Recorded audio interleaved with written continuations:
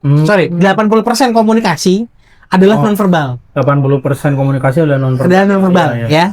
Jadi itu tadi.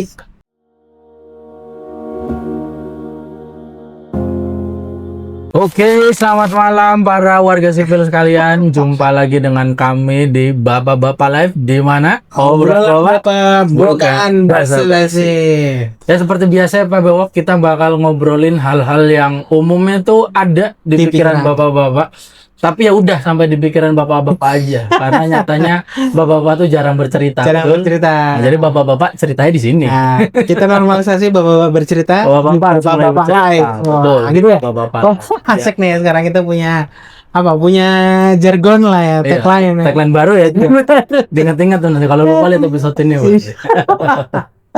Oke, jadi di episode kali ini Pak Bewok, jadi gini yang pengen tak obrolin tuh gini. Ya. Akhir-akhir ini muncul satu fenomena sosial yang cukup menarik gitu loh.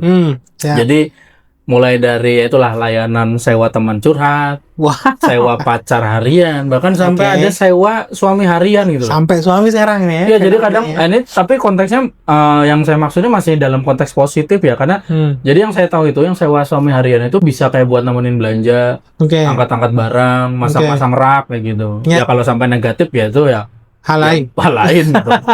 Cuma di satu sisi tuh jadi terdengar nggak biasa gitu loh ya kan. Tapi di sisi lain fenomena ini tuh justru makin populer gitu loh. Nah yang jadi pertanyaannya kan kenapa sih layanan seperti ini kok bisa muncul dan berkembang ya kan? Benar. Dan yang lebih menarik itu adalah layanan ini ya ternyata ada marketnya gitu, ada peminatnya itu kan. Fun-fact-nya di situ ya. Ya artinya kan ada kebutuhan berarti di masyarakat itu yang sebelumnya tidak terpenuhi dan terpenuhi dengan layanan-layanan ini gitu kan. Jadi hari ini tuh kita akan bahas itu tadi ya, hal itu dari sudut pandang ya dari kita bapak-bapak ya sebagai ya kalau kita sendiri dua orang yang masih orang kantoran ya, orang profesional bahasa kerennya itu kan, dimana kita juga pengen memahami dinamika sosial lah yang ada di sekitar kita. Jadi mari kita mulai.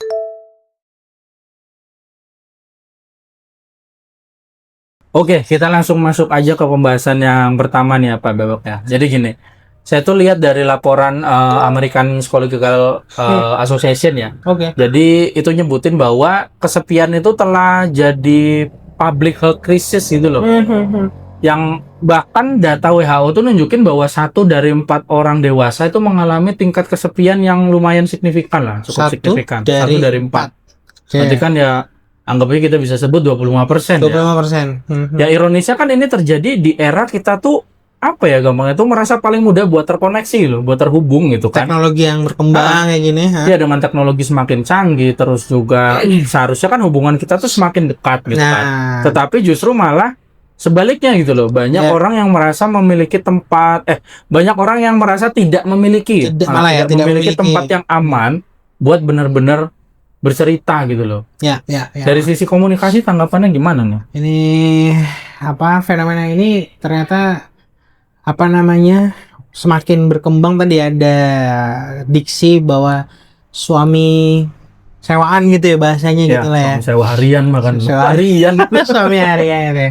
Ya kita tidak berbicara sudut pandang agamanya ya, tapi lebih ke fenomena ini ya. Karena kalau udah ngomongin suami, aku pikir tuh udah sangat tingkatannya mengerikan lah itu ya. Misalnya kalau literally suami itu loh maksudnya. Ternyata kan ini hanya istilah menyebutkan bahwa butuh temen lah untuk menggantikan tanda kutip menggantikan fungsi suami gitu ya kan. Nah kalau yang gue lihat ya Pak, ini fenomena ini sebenarnya bisa dibedah gitu ya. Kalau gue bilang sih ya dari ilmu komunikasi kan gitu. Dimana kita udah ngomongin banyak komunikasi dari beberapa episode kemarin terkait dengan efektivitas komunikasi. Betul ya. Komunikasi efektif pertama tentu ya. Yes, efektif ya kan. Dimana ini refresh sedikit ya. Efektifnya komunikasi itu dilihat dari 2 parameter. Kesamaan experience dan kesamaan reference. Jadi kalau di teori itu field of reference dan field of experience itu juga menentukan seberapa besar irisan komunikasinya gitu ya kan untuk menjadi efektif. Iya sih, iya. Betul. Experience dan reference. Artinya apa? Jika sudah sampai di level tadi ya suami istri which is itu rumah tangga gitu kan Pak ya, yang diikat dengan janji pernikahan dan seterusnya, akad pernikahan dan seterusnya, bahwa titik di mana dua pasangan kemudian bersepakat ya untuk menjalin hubungan rumah tangga yang itu pasti jangka panjang ya kan. Kalau ada istilah tuh sehidup sesurga gitu, udah nggak sehidup semati tapi sehidup sesurga gitu kan. Ketika komitmen di situ, yang kupikir adalah, atau idealnya adalah, berarti experience dan reference-nya udah sama nih. Oke, aku cinta sama kamu, aku all in sama kamu, ya kan? Kalau bahasa lagu tuh itu the bond ya, sampai sama kamu. Karena tadi merasa ada proses komunikasi di mana reference dan experience dua pasangan ini kemudian nyambung gitu loh. Kalau bahasanya nyambung lah, bahasa gampangnya. Ya karena saling beririsan tadi. Saling beririsan dan irisan besar. Ya, irisan harus besar. Nah, fenomena ini kemudian muncul di tengah masyarakat yang teknologinya berkembang pesat dan seterusnya yang tadi ada itu, ternyata secara riset aja tadi udah disebut 25% orang merasa kesepian. Ya kan. Jadi ini kemudian yang terjadi di sudut pandang komunikasi, aku melihatnya ya Pak, itu lebih kepada distraksi dari teknologi itu sendiri. Betul. Ya, distraksi teknologi itu juga mengurangi komunikasi justru. Itu dia maksud aku. Ya. Ketika komunikasi kita sepakat nggak cuman verbal, nggak cuman ngomong nih kayak gini ya, dua orang yang ngomong, tapi non verbal tuh juga mempengaruhi komunikasi. Atau kok non verbal itu juga bentuk dari komunikasi. Dan aku belajar di ilmu komunikasi, 80% orang tuh berkomunikasi non verbal. 80% komunikasi adalah non-verbal. 80% komunikasi adalah non-verbal. Adalah non-verbal, ya. Jadi itu tadi, orang ngomong aja, ngomongnya literally ngomong tuh itu komunikasi verbal. Non-verbalnya adalah intonasinya, tatapan matanya, gesturnya, gimik-gimik mulutnya segala macam, sentuhan, itu semua non-verbal komunikasi kan kayak gitu. Maka ketika ada distraksi komunikasi, ada distraksi teknologi ini, ya kan, itu menjadi mengurangi intensitas komunikasinya antara pasangan ini. Aku lagi menyoroti kenapa ada fenomena gitu ya Pak ya. Iya. Yang kuliah tuh kayak gitu. Distraksi teknologi yang apa ini bentuknya itu kan. Bahwa saking seringnya kita screen time ya kan? Gitu episode tahu. Screen time terus ketemu nih experience yang lain ya kan. Maksudnya di sosial media kayak kita chatan sama orang atau main di game misalnya gitu kan. Terus ketemu pengalaman baru tadi itu kan. Nah itu tadi, wah seru nih, terus otak kita itulah ya termanipulasi dan lain-lain itu, akhirnya kita mengurangi intensitas komunikasi kita sama pasangan kita. Pertama di situ, ya kan. Kedua tadi ketika diajak ngomong friction kan jadinya kan, kalau kita kemarin kan kita ada bahas kayak otak kita akhirnya brain rot dan seterusnya yang mengakibatkan tadi ketika diajak ngomong nih nggak nyambung, ya kan. Dan tuh menumpuk gitu loh, nggak nyambungnya itu loh. Ya nggak nyambungnya numpuk lama-lama jadi berantem karena tadi udah hilang nih, udah makin hilang nih referensinya dan experience-nya nggak sama.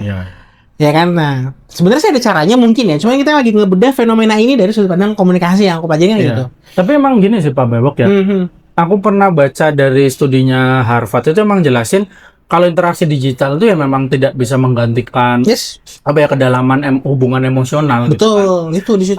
Jadi kayak kita punya banyak kontak, banyak kontak di device kita gitu kan. Tapi ya kita nggak punya banyak hubungan yang bisa menjadi ruang aman untuk kita bercerita gitu tanpa rasa takut dinilai, dijudge gitu kan. Bahkan ini sorry to say ya, dan mungkin ini agak gimana ya untuk para, ya mohon maaf ya yang mama-mama, tapi saya yakin bapak-bapak pada setuju. Karena gini loh, bagi untuk yang laki-laki ya, terutama bahkan yang udah bapak-bapak kayak kita gitu kan, itu situasinya lebih kompleks. Karena ya laki-laki itu kan cenderung terlatih dan terdidik bahkan gitu kan, tidak hanya terlatih loh untuk menahan emosi karena takut dianggap lemah, takut dianggap merepotkan gitu kan. Akibatnya ya kebutuhan untuk didengarkan itu jadinya tidak terpenuhi. Betul. Mungkin itu awal jadi muncul fenomena teman curhat. Sampai akhirnya tadi sampai ada sewa pacar, sampai sewa suami gitu kan. Ini di situ bahwa bagian selanjutnya dari ceritaku tadi ngebedah fenomena ini, ketika distraksi teknologi tadi ini mempengaruhi komunikasi pasangan ini ya kan. Akhirnya ini aku lagi ngomongin yang tadi ya soal suami sewaan misalnya gitu kan ya. Tadi udah nggak efektif nih komunikasi ini, terus akhirnya mau belanja pun jadi kayak udah perasaannya udah akhirnya malas gitu, lebih milih ngomong di sosial medianya dia aja gitu kan, atau lebih milih gamenya aja karena dia udah segala macamnya itu distraksinya itu kan. Nah terus akhirnya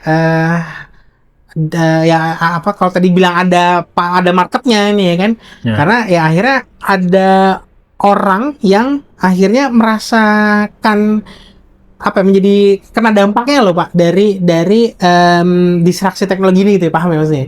Karena ini akhirnya berkembang banyak kan, pasti ada dari 9 miliar orang di dunia ini kan pasti itu ya, ketemulah akhirnya orang-orang yang punya pengalaman yang sama nih. Nah ketemu lagi nih sesama tadi dua kata kuncinya, reference dan experience ini. Ya, kembali ke sini. Iya, kembali ke sini lagi gitu loh. Akhirnya berhegemoni dengan media barunya lagi itu ya kan. Iya, berarti itulah jadi timbul market. Itu di market itu lah ya kan. Ada irisan lagi antara experience dan reference. Iya kan gitu. Reference yang sama-sama jadi korban suaminya atau pasangannya lah ya. Iya, suaminya atau kena istrinya. Iya gitu maksudnya ya kan. Sampai akhirnya mungkin nggak cuma ada suami harian, tapi mungkin ada istri sewa juga kan. Aku yakin di situ sih. Ya, kalau itu kayaknya udah umum. Iya, karena tadi itu loh ada kesamaan reference dan experience tadi itu loh. Yang akhirnya sama-sama jadi korban lah biasanya gitu kan. Bertemu lagi kayak yuk gitu. Nah, disinilah titik kritisnya yang akhirnya beneran literally hanya sewa ya kan, karena tadi menggantikan peran pasangan kita yang udah nggak sama lagi misalnya gitu, atau pahit-pahitnya sampai bener-bener jadi perselingkuhan itu gitu kan. Nah ini titik kritisnya di situ sebenarnya ya kan. Makanya kalau kita nggak aware ya akhirnya dua persimpangan itu yang kita mau pilih gitu loh. 3 pertigaan lah, kembali lagi ke memperbaiki komunikasi dengan pasangan, melanjutkan persewaan ini, atau melanjutkan dengan tendensi yang lebih serius gitu loh ya kan, tadi di dalam tanda kutip ya teman-teman ya. Ya betul gitu ya, gitu loh. Jadi sedikit lagi nih Pak, cerita yang sama kalau misalnya kayak tadi pacar sewaan dan segala macam. Intinya adalah jika memang dia pacar sewaan ya, mungkin tadi ada kondisinya terjadi kalau misalnya pacar beneran gitu ya, maksudnya pasangan yang literally pacaran gitu, terus akhir tadi pacarnya inilah berubah segala macam, jadi renggang untuk komunikasinya ya kan. Atau mungkin yang nggak punya pacar, tapi bener-bener tadi komunikasinya dia akhirnya mau sama siapa gitu tapi pacaran sama siapa betul ada, tapi dia tetap kena distraksi teknologi tadi ini gitu kan. Akhirnya ketemulah dalam satu kolam yang sama tadi ini ya kan gitu lah Pak ya. Karena kadang gini ya ya sekali lagi mungkin banyak bapak-bapak yang relate gitu kan. Karena gini, memang namanya bapak-bapak itu, kita kembali ke bapak-bapak dulu ya. Itu memang selalu banyak hal yang dipendem gitu loh. Oh iya. Dan bukan karena nggak pengen bercerita gitu kan, tapi karena itu tadi nggak tahu ke siapa nih mau ceritanya gitu kan ya. Kalau kita akhirnya kita jadikan ini platform untuk cerita gitu kan. Tapi nggak semua orang punya kemampuan untuk itu gitu dan punya keberanian. Udah kita saling diskusi, saling cerita gitu kan. Dan ketika ruang emosional itu tidak tersedia lah di sekitar mereka itu tadi gitu kan, ya sebagian orang ya akhirnya kan mencari suatu layanan profesional itu tadi kan, layanan profesional yang memberikan waktu dan perhatian tanpa judgement sama sekali gitu loh. Itulah mungkin jadi munculnya sih jasa teman curhat lah paling awal dari kan, jasa teman curhat. Atau kalau kita nggak sampai jasa sewa pacar harian ataupun jasa suami ataupun istri harian itu tadi gitu kan, tapi jasa teman curhat itu jadi suatu hal yang dicari akhirnya ya nggak sih? Saat ini kan seperti itu.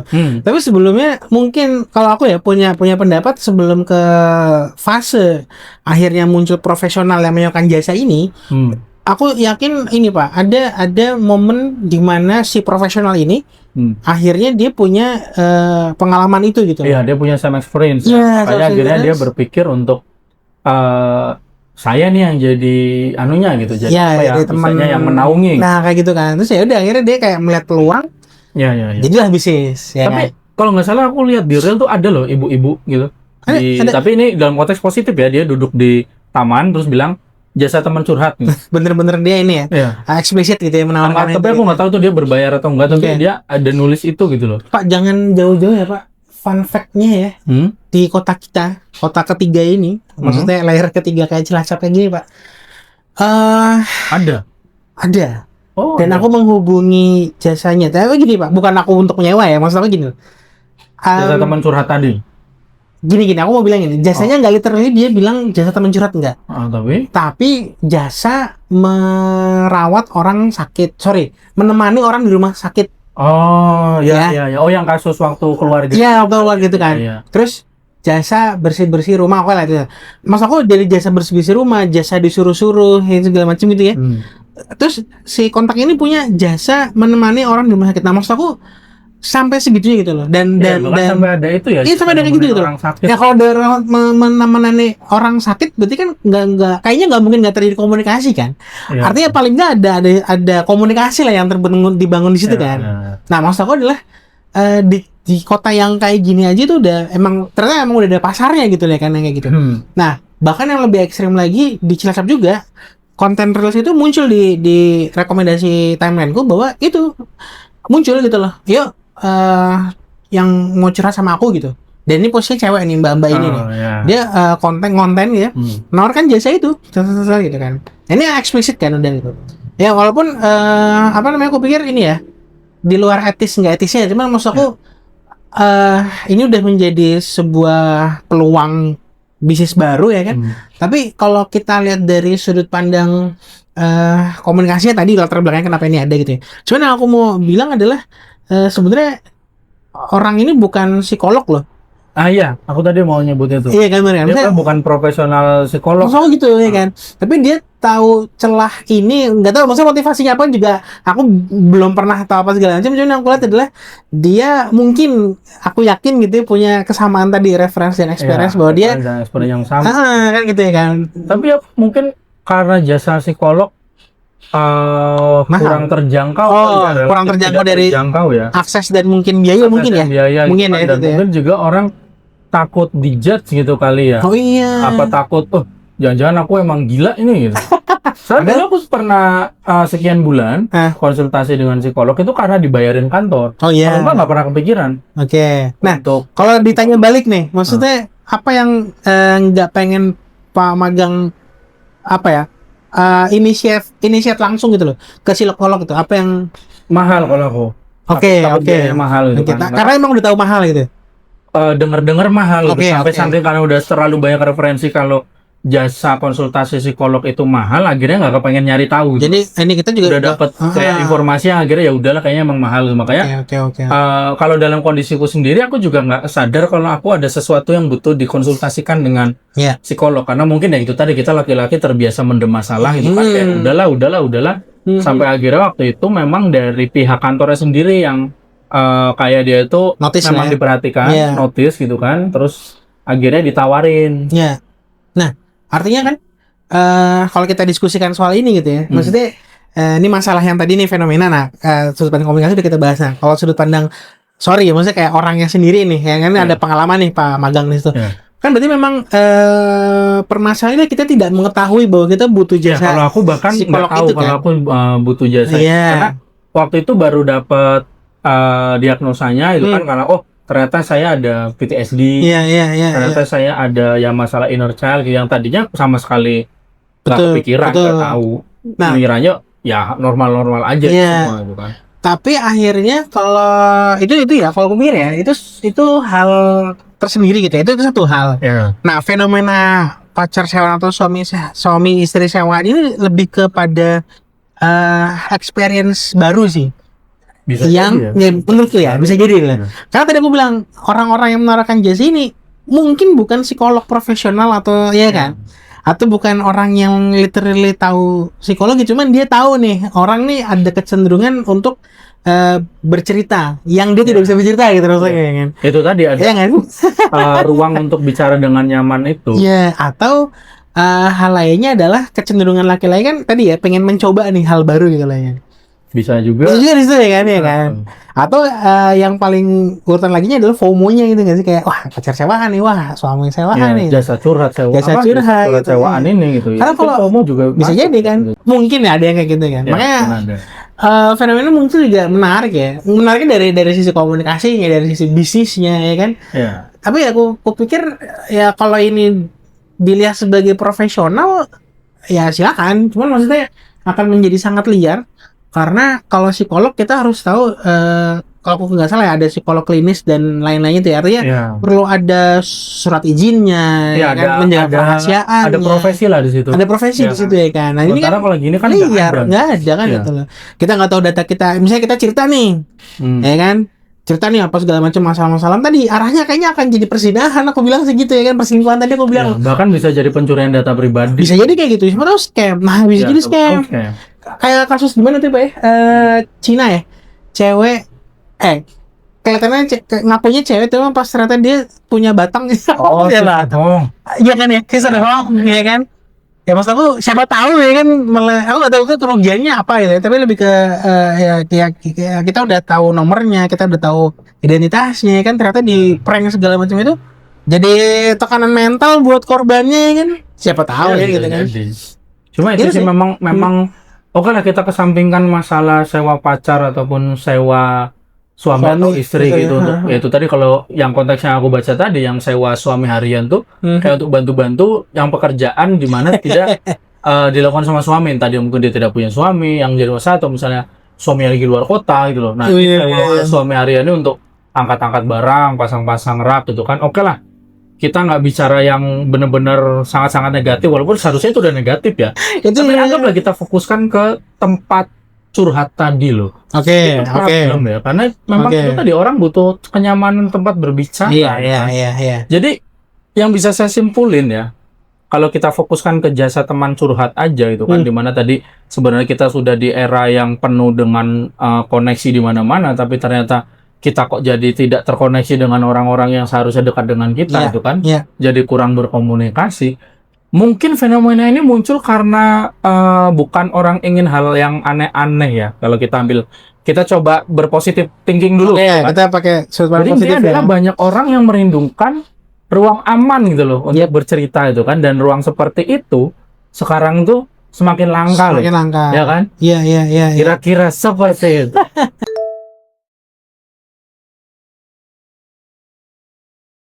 Oke, sekarang tuh yang pengen saya bahas tuh gini Pak Bewo. Apakah layanan ini tadi ya, sewa suami harian gitu kan, sewa teman curhat, itu tuh tanda masalah sosial yang lebih dalam gitu loh.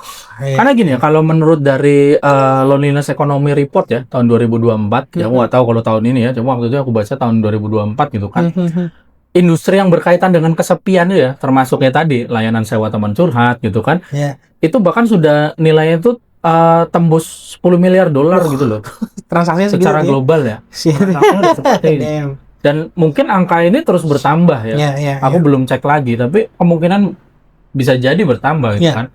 Dan angka sebesar itu kan berarti nunjukin bahwa fenomena ini kan udah bukan sekedar tren, bahkan udah jadi model bisnis baru. Iya, udah jadi model bisnis baru. Jadi kayak itu ada masalah mendasar gitu loh dalam struktur apa ya bilangnya itu, struktur sosial gitu kan, yang menyebabkan ya kebutuhan teman curhat tadi itu muncul gitu kan. Betul. Jadi ada riset, aku lupa dari mana, itu nunjukin 3 penyebab utamanya lah jadi isu jadi relevan gitu. Yang pertama itu kebanyakan tuh kan waktu habis buat kerja. Jadi itu udah nggak ada kapasitas untuk ngebangun hubungan sosial lagi gitu kan. Terus juga mobilitas tinggi loh. Itu yang bikin akhirnya yang membuat orang tuh jadi banyak yang tinggal jauh dari keluarga. Kita merasakan waktu kita masih aktif di Jakarta ya. Tapi kan masih di Jakarta belum nikah ya? Aku belum nikah. Nah, kalau aku udah merasakan di Jakarta, istri di sini gitu. Jadi ya apa namanya tuh long distance married ya. Gitu-gitu emang itu udah nyata ada gitu loh. Kita jadi jauh dari keluarga gitu kan. Terus juga ya lingkungan perkotaan sendiri ya, yang aku sih di sini pun udah mulai merasakan, udah mulai individualis. Oh gitu. Walaupun kadang sometimes ya untuk kasus-kasus tertentu aku senang yang individualis itu gitu loh. Konteksnya kalau nggak saling ganggu gitu ya. Itu ya kalau kita di Jakarta nggak usah tanya ya, waktu kita di kota besar gitu kan itu udah makanan sehari-hari. Iya, benar. Jadi kalau kita lihat dari sisi bisnis gitu kan, ya layanan ini sebenarnya tidak menjual teman atau bahkan tadi tidak menjual seorang suami gitu loh. Dan yang dijual itu kalau menurutku ya, ini dari apa istilahnya sependek pemahamanku gitu kan, yang dijual tuh kehadiran gitu loh. Nah, kehadirannya gitu kan. Sih. Jadi orang tuh membayar buat ditemenin, didengerin gitu kan. Atau ya ditemenin untuk menyelesaikan hal-hal yang mungkin sederhana gitu, yang nggak sempat dilakukan gitu. Gimana tuh tanggapan untuk dari sisi komunikasi? Aku mau nyampein gini. Tadi ya. Yang aku pegang nih dalam pembahasannya tetap dua tadi ya. Experience dan reference ya. Karena kan ini sebenarnya kasus ini erat kaitannya sama efektivitas komunikasi yang udah nggak efektif ya gitu. Efektivitas komunikasi yang tidak efektif kan gitu kan. Betul. Tadi sedangkan patokannya adalah supaya efektif dua tadi nih, experience dan referensi yang sama ya gitu lah ya. Maka kalau tadi bicara ini soal kehadiran yang dibutuhkan, ya memang seperti itu gitu ya kan. Karena gini Pak, jauh sebelum adanya fenomena ini pun, fenomena yang tadi ya sewaan pacar, sewaan ataupun suami atau istri sewa ini, betul. Sebetulnya praktek kita nyebut ini nggak apa-apa kali ya, prostitusi.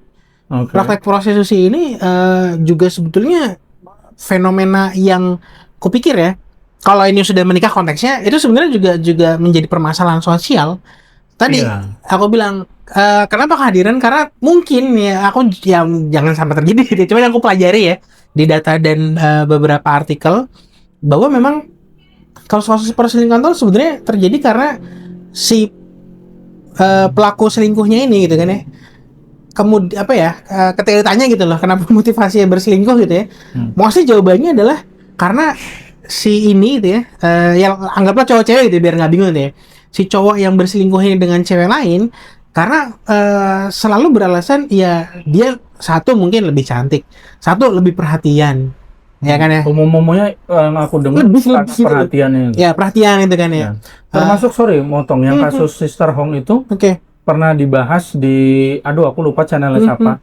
Itu tuh salah satu bentuknya kenapa kebanyakan itu dia korban scammingnya itu adalah orang udah menikah, itu bahkan dia tahu ini ternyata laki-laki loh. Cuma kan dia bertindak seperti perempuan.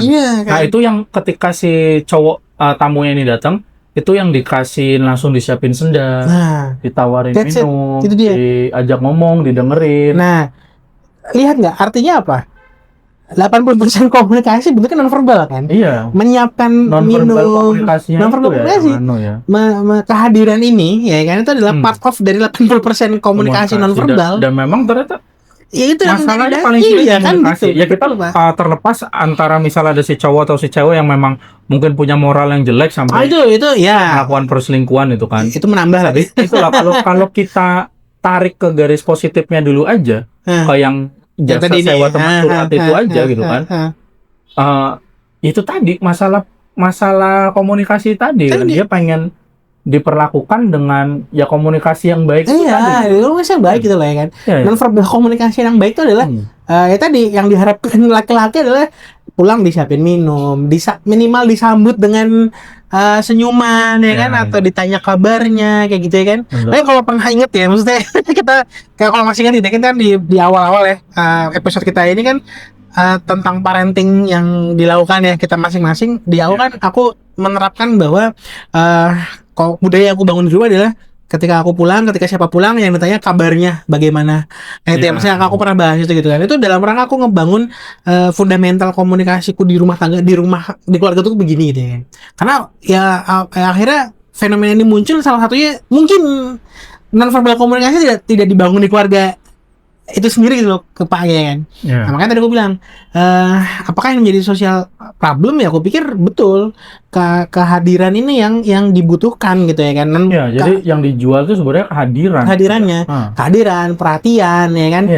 Terus ya tadi nonverbal komunikasi itulah. Yang 80% itu tadi gitu. Sesederhana kayak gimana kabarnya hari ini? Capek atau enggak? Capek atau enggak? Ya capek pasti, kayak misalnya capek atau enggak itu udah bener. Kalau mau lebih tepat lagi, apa ya pasti ya. Iya. Sini duduk dulu yuk.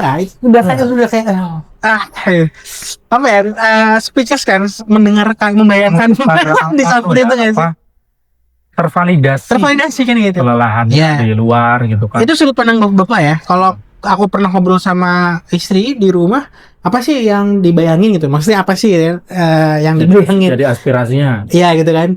Ditanya, bener-bener kayak apa namanya? Even kita udah tahu gitu ya. Permasalahannya pasangan istri gitu ya. Tapi ditanya gitu loh. Nggak tahu, maksudnya nggak tahu. Mungkin bisa berkomentar ya. Ibu-ibu atau cewek itu mostly pengen validasi nggak sih gitu?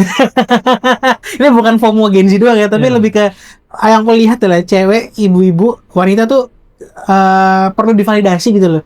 Kayak misalnya contoh ya, selalu yang ditanyakan kalau lagi berkomunikasi, sayang sama aku nggak kayak gitu loh. Istri bertanya, maksud aku kan kita sebagai laki-laki yang normal capek bekerja, kan, mempersiapkan masa depan dan segala macam, itu bentuk kasih sayang nggak sih gitu loh maksud aku. Jemput di hujan-hujanan gitu itu bentuk kasih sayang nggak sih? Cuman maksudnya muncul pertanyaan itu loh. Cuman kesadaranku adalah kalau ini kita sedang membangun sedang mengembalikan efektivitas komunikasi itu menurut aku kan. Jadi aku menjawab masih perlu ditanya nih jadi jokes gitu ya kan. Nah, yang aku mau bilang adalah apa namanya, momen ini ya kan, itu yang mungkin perlu diseringin gitu loh sama keluarga gitu loh, sama pasangan, sama sama anak gitu kan ya, orang tua ke anak atau pasangannya gitu loh Pak. Itu hal kayak gini tadi dalam rangka menyamakan reference dan experience tadi itu loh Pak. Iya. Kan gini loh, fenomena ini kan terjadi karena ada masalah ini gitu kan. Supaya nggak jadi masalah kan sebenarnya kita sendiri yang perlu memperbaiki nggak sih? Untuk kan gitu kan ya. Supaya kita nggak jadi pelaku yang tadi ini lah kan ya. Ya aku juga akhirnya aku pribadi sih lebih memilih untuk jangan sampai aku kena fenomena ini gitu kan, terdampak dari fenomena enggak, tapi ketika ini sudah terjadi di orang lain ya, yang aku lihat adalah aku bisa memperbaiki loh di masalah di sini gitu, di masa di komunikasi itu tadi, referensinya disamain, referensi tadi kayak misalnya tanya kan apa sih yang sebenarnya yang dipengenin. Betul. Ya kan, 7 tahun pernikahanku sama pasangan, aku masih bertanya apa sih yang dipengen gitu loh, apa sih ekspektasinya gitu. Aku sampai bertanya apa di sesi heart to heart, bahagia nggak sama aku? Itu kayak pertanyaan yang nggak perlu ditanya, cuma kayak aku harus tanya gitu loh. kayak tapi tiba-tiba dijawab enggak ya udah tuh maksudnya oke, yuk kan apa nih yang perlu menjadi diskusi gitu kayak kalau itu terjadi kan itu apa ya, tapi gini apa kalau saya rasa tuh mungkin banyak ya, kembali lagi kita di bapak-bapak live, support kita tuh aja ke bapak-bapak ya. Enggak sih, kita netral lah ya. Tapi ini kita menyediakan tempat untuk bapak-bapak ikut curhat gitu. Jadi gini, saya rasa tuh kalau di kita bapak-bapak itu mungkin merasakan hal yang sama ya. Jadi bukan masalah kepengen menyewa layanan curhat-curhat itu gitu. Kepengen enggak sebenarnya? Tapi lebih ke arah merasa tidak punya ruang untuk mengekspresikan diri loh. Iya. Problemnya di situ ya. Nggak bisa mengekspresikan diri, dan yang paling sering adalah sorry to say what, kayak tidak tervalidasi lelahnya, effortnya gitu kan. Itu. Makanya kadang kalau kayak dari aku sendiri ya, kayak pertanyaan hari ini sampai nggak, buatku itu udah salah satu bentuk terima kasih dan bilangnya itu penghargaan kalau dia tahu aku bekerja keras. Nah, jadi ya sesederhana itu gitu. Nah, ya, komunikasi lagi. Iya, kembali lagi kan, reference dan experience. Makanya ketika ada muncul konten di sosial media kursi Indomaret, sebenarnya aku orang yang nggak relate dan kontra sebenarnya. Tadi aku bilang kenapa? Karena kursi Indomaret jangan dijadiin icon. Ya oke lah kalau maksudnya kan kursi Indomaret kan bapak-bapak cuman bisa duduk di kursi Indomaret sambil minum Golda kayak gitu ya kan. Karena tadi tidak bercerita, tadi yang Pak Magang bilang nggak punya ruang yang aman untuk bercerita kan kayak gitu ya kan. Nah maka sebetulnya adalah itu jangan dipelihara gitu loh. Jangan dinormalisasi sebenarnya loh. Sebenarnya jangan dinormalisasi. Sampaikan. Selalu memendam. Betul. Dan juga akhirnya kalaupun mau disampaikan di sosial media pun, aku bilang sih gini ya, sah aja mungkin menurutku ya. di porsi yang tertentu kayak misalnya ya, aduh hari tepat ya. Ya, artinya gini loh. Kita harus memvalidasi minimal oleh kita sendiri. Iya. Supaya nggak jadi echo chamber di kita gitu loh ya. Ya, kayaknya aku pun sekarang mulai bukan mulai melakukan ya, tapi aku mulai menerima orang yang memvalidasi dirinya sendiri di tadi ya, ibaratnya curhat di sosmed. Aku mulai curhat menerima itu tuh, nggak yang apaan sih ini orang kok norak banget curhat di sosmed gitu, tapi nyatanya memang mau curhat kemana gitu. Curhat kemana itu tadi? Iya betul. Ruang safe-nya dia adalah di sosial media. Kenapa? Karena dia divalidasi oleh pengikutnya, oleh teman-temannya kan gitu. Ya tapi ya mohon maaf kalau yang cewek banyak yang mendukung. Coba yang bapak-bapak kayak gitu, dihujat. Makanya kayak kita bapak-bapak tetap jarang untuk curhat. Betul. Karena tadi kita takut dianggap lemah gitu kan. Takut dianggap merepotin, dan itu tadi nggak pernah ya. Untuk mostly bapak-bapak itu jarang gitu loh bisa punya ruang yang aman gitu. Ya akhirnya buat bercerita kan. Stigma itu yang kupikir tadi kalimatku adalah jangan dinormalisasi.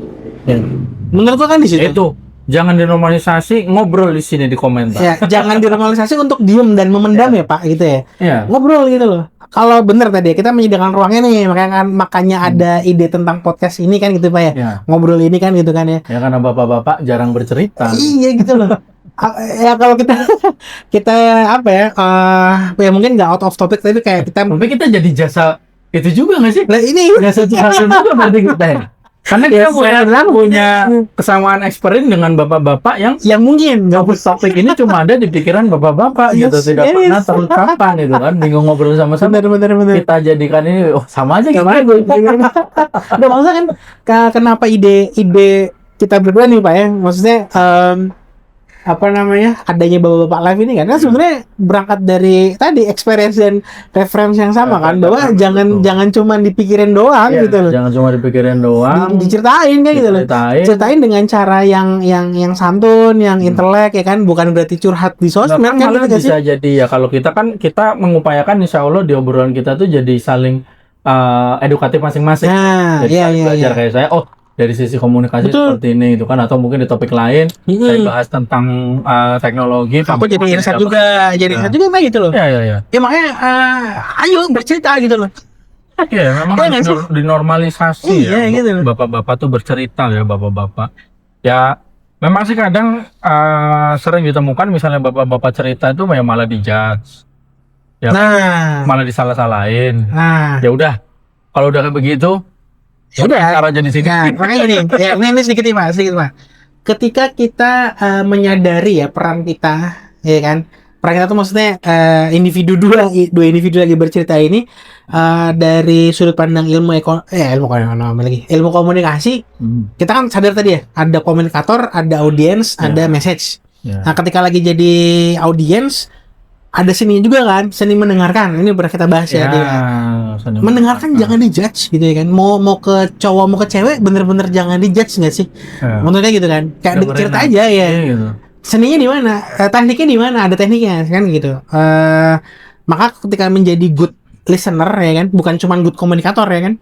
Menjadi good listener itu seninya adalah yang skill pertama adalah mendengarkan, kedua mempertanyakan kalimat terakhirnya gitu loh, atau tiga kata terakhirnya. Misalnya Pak Magang cerita nih, misalnya nih ya dalam satu konteks kita bercerita, Pak Magang lagi cerita, iya nih tadi ada kecelakaan di sana gitu, misalnya gitu kan, ada kecelakaan di lampu merah. Nah supaya komunikasinya berlanjut gitu kan, atau sorry misalnya gini, contoh konkretnya nih Pak ya. Aduh aku jatuh nih Pak gitu kan barusan nih. Biasanya kan most of people kan cuman bilang kenapa jatuh kok bisa gitu kan, itu kan bertanya gitu kan. Nah iya nih aku tadi kurang hati-hati misalnya gitu. Nah kalau yang bukan good listener kan pasti akan bilang wah hati-hati bro, cuma kayak gitu doang selesai loh. Nah terus kalau misalnya kita mau jadi good listener, dia bilang iya tadi aku kurang hati-hati nih, aku nggak lihat ada yang belok dari sana. Terus yang tadi fokus pada kalimat terakhir, tiga kata terakhirnya gitu kan. Emang orangnya kayak gimana ya? Maksudnya emang orangnya belok kayak gimana gitu loh. Ya karena belok dari sana tadi. Ya gitu. Tadi orang beloknya gimana? Ya. Bukan di stop dengan wah iya bro, lain kali hati-hati kamu bawanya mungkin ngebut gitu, atau kamu ngebut kali. Nah, paham nggak? Langsung dijudge kayak gitu loh. Langsung oh kamu ngebut kali, oh kamu nggak lihat spion kali, kayak gitu loh. Kan biasanya kayak kita udah bro, langsung aja dijudge nih ya kan. Ya kan? Validasi dulu ceritanya. Validasi dulu. Terus tadi diikuti loh, diikuti ininya apa namanya? Pertanyaannya. Itu maksudnya aku mau bilang adalah itu adalah salah satu teknik ya kan untuk menjadi good listener kan kayak gitu ya kan. Ya kan. Enggak cuma good komunikator yang berani untuk menyampaikan, tapi juga kita good listener yang mendengarkan dan tadi ada caranya gitu loh ya kan untuk bisa mendengarkan dengan baik tadi yang bisa memvalidasi ya apa yang jadi experience orang yang cerita ke kita. Betul gitu. Jangan langsung yang kayak wah iya bro lu ngebut banget sih kayak itu kan kayak bukan itu yang aku mau ceritain gitu itu kan gitu ya kan ada kalau kadang kayak gitu tanggapannya kan? Positif ya misalnya ya sih memang sekarang udah banyak orang nggak hati-hati jadi mending kita yang lebih lah positif. Tapi kalau langsung di momen itu memvalidasi itu nanti mending dengerin dulu beresin dulu terakhir ya udahlah. Aja lah, mau sekarang banyak nih orang nggak hati-hati, kita udah hati-hati tetap jadi korban gitu. Tapi aku si komunikatornya udah bercerita panjang lebar, udah keluar semua. Udah keluar semua. Iya, baru dikasih suggest, selalu dikasih konklusi. Itu ngadu. Validasi dulu lah. Kayak gitu ya kan. Kira seperti itu. Ya jadi apa ya? Kalau yang dari aku tangkap ya dari fenomena ini sebenarnya ini udah bukan tentang sekedar jasa yang aneh gitu loh. Tapi ini tuh udah adalah refleksi kalau hubungan apa yang ngomong itu hubungan sosial ya, teman-teman ya. Hubungan sosial kita tuh udah makin longgar di masyarakat gitu kan. Dan kehadiran apa ya bilangnya itu? Kehadiran sosok lah, human manusia lah gitu kan, person gitu kan. Secara ya personal, lebih udah ke personal gitu kan. Udah semakin terasa mahal gitu loh, ya nggak sih? Iya benar-benar. Jadi ya ada yang mau ditambahin ya sebelum kita tutup? Sebenarnya nggak cuma humannya toh ya yang hadir ya, karena aku pernah baca berita ChatGPT di pertengahan 2025 kemarin itu datanya ya lebih banyak digunakan itu sebagai teman curhat. Jadi ada kategorinya ya, teman curhat, brainstorming, apa coding lah gitu kan ya. Nah, nomor satu ini ternyata bukan brainstormingnya, tapi lebih teman curhat. Dan ada fenomena yang ya karena AI dan seterusnya ini kan defaultnya adalah dirancang untuk tadi follow the good listener lah. Iya tuh suggest gitu kan. Antitesis gitu kan ya. Makanya ada teknik kan kita untuk ChatGPT jangan iya doang gitu lah kan ada tekniknya kan. Nah, maksud aku pernah baca gitu kan ya. Akhirnya ada satu remaja ini, putri, dia curhatnya sama ChatGPT dan ChatGPT suggest gitu loh. Begini dia ngikutin. Sampai akhirnya diikuti yang menurut orang normal nggak masuk akal diikutin sama dia. Ternyata responnya nggak sesuai dengan apa yang di ChatGPT dan akhirnya anak ini jadi kayak sakit hati parah gitu. Ini hubungan perasmaran lah intinya gitu kan ya, yang aku baca gitu. Akhirnya dia trust isu di mana-mana dan aku nggak tahu sampai apa, cuma kayak dia mental health-nya rusak banget lah gara-gara dia sebenarnya udah ngikutin ChatGPT tapi ternyata realitanya nggak sesuai dengan ceritanya gitu. Maksud aku adalah kehadiran ini ternyata tadi nggak cuma human-nya toh, tapi teknologi juga udah biasa sampai situ gitu Pak. Ya makanya tadi perlu secara personal hadir tadi. Iya. Benar emang harus ada face to face kayak gini kali ya. Heart to heart. Nggak harus face to face tapi harus heart to heart lah. Saling memvalidasi gitu loh ya nggak sih? Iya. Jadi kalau kita melihat seluruh obrolan kita tadi ini ya, ya berarti kan layanan sewa teman curhat ini atau bahkan sampai ya layanan sewa suami harian gitu kan, sebenarnya adalah cermin dari kondisi sosial kita sekarang. Iya, kan? Makin renggang. Iya, banyak orang yang membutuhkan ruang aman buat bercerita gitu kan, banyak orang yang butuh ditemenin gitu kan untuk kebutuhan-kebutuhan yang ya kita nggak bilang yang negatif dulu. Itu tadi misalnya yang sewa suami harian tadi yang saya baca itu adalah untuk pasang-pasang rak untuk apa gitu kan, ya itu tadi butuh ditemenin untuk melakukan suatu hal gitu kan, butuh dibantu gitu kan. Ya tapi orang itu nggak tahu untuk harus cari di mana gitu, makanya muncullah ini tadi gitu kan fenomena ini gitu kan. Dan mungkin bahkan bagi banyak bapak-bapak ya laki-laki tahu paling tidak itu kan, hal ini jadi semakin berat karena ya budaya kita tuh nuntut untuk laki-laki itu terlihat kuat gitu loh. Iya sih. Dari kecil dibilang jangan nangis laki-laki, ya kan? Jangan mau cerita gitu. Iya, boleh. Ya mau cerita. Jadi itulah makanya bapak-bapak live itu ada. Ya nggak sih? Ya karena kita di sini kita menyediakan apa ya, ruang untuk obrolan yang ya karena ya nggak cuma dipikirin bawah hal yang sering dipikirin bapak-bapak, tapi mentok udah dipikirin doang. Di Ya. situ yang kita bahas, kita upayakan Ya. bisa jadi tempat bercerita, ya nggak sih? Bener banget. Ya tentunya tuh semua biar apa? Biar kita tumbuh bersama. Bener. Jadi tumbuh terus bersama bapak-bapak live. Dan kalau misalnya teman-teman ada topik yang pengen didiskusikan, boleh dicurhat-curhat ya di komentar, atau misalnya ada yang kurang paham nih atau pengen berdiskusi tentang topik yang tadi lagi dibahas, boleh banget juga curhat-curhat di komentar. Kita pasti bakal balas. Atau punya pemikirannya sendiri nih. Punya pendapatnya sendiri. Boleh. Curhat-curhat aja di sini. Kita akan diskusi tapi dengan sehat ya. Bahwa Bapak ngapain sih untuk buat gontok-gontok. Iya, udah capek kerja nggak sih? Iya, udah capek. Ngobrol aja di sini kan. Jadi kita cuma ngobrol, ngopi gitu kan. Jadi kira-kira itulah ya. Jadi pokoknya kembali lagi terus tumbuh bersama kami di Bapak-Bapak Live karena obrolan Bapak bukan basa-basi. Wassalamualaikum warahmatullahi wabarakatuh. Dadah.